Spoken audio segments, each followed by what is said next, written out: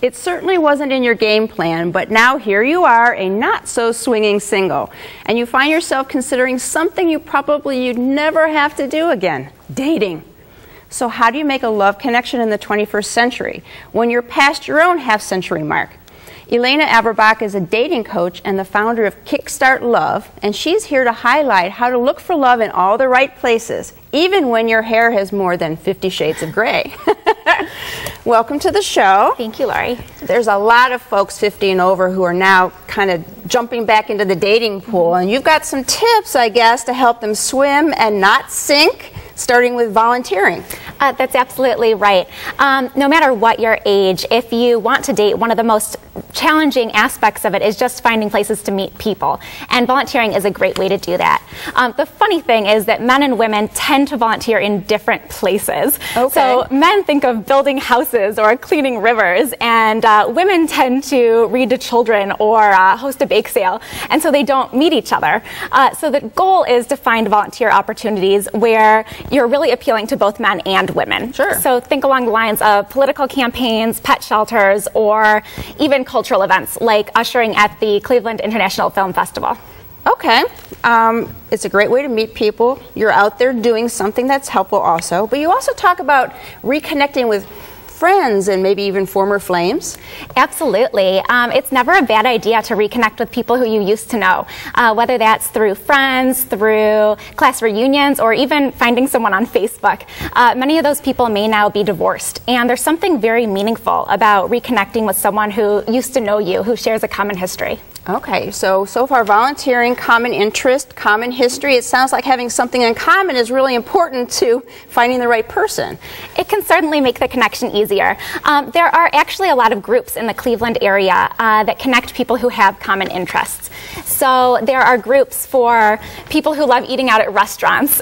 There's groups for photography, and a lot of these groups actually skew older. So if you decide to go to one, you'll be surrounded by people in your own age range.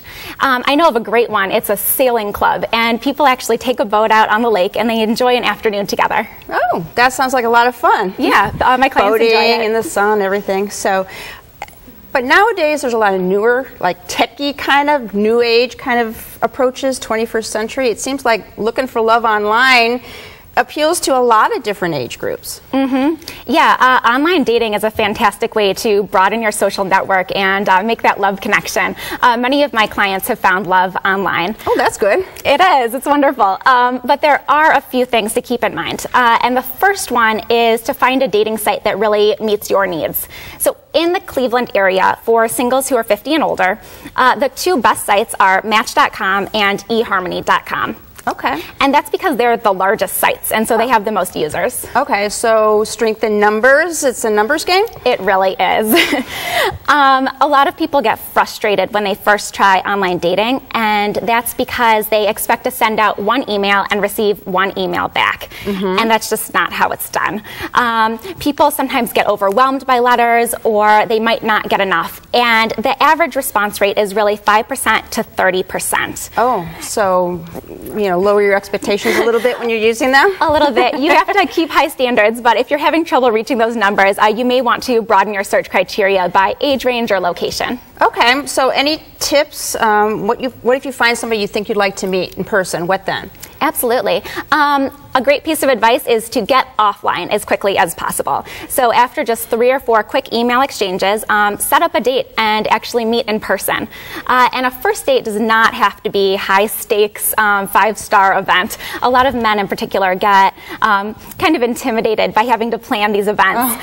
And sometimes it'll be so intimidating they won't ask the women out. So think of something low key, something low pressure where you can just be yourselves, a cup of coffee or bowling. If you have a great time, you'll have years to enjoy each other, and if not, it's time to move on to the next date. Move on to the next one. All right, these are great tips. If you need more ideas on how to get back to dating, give Elena a call. Her number's coming up next. And my thanks to Elena for making a date to be with us here today. It was great seeing you. For more information, call Kickstart Love at 707-939-KICK.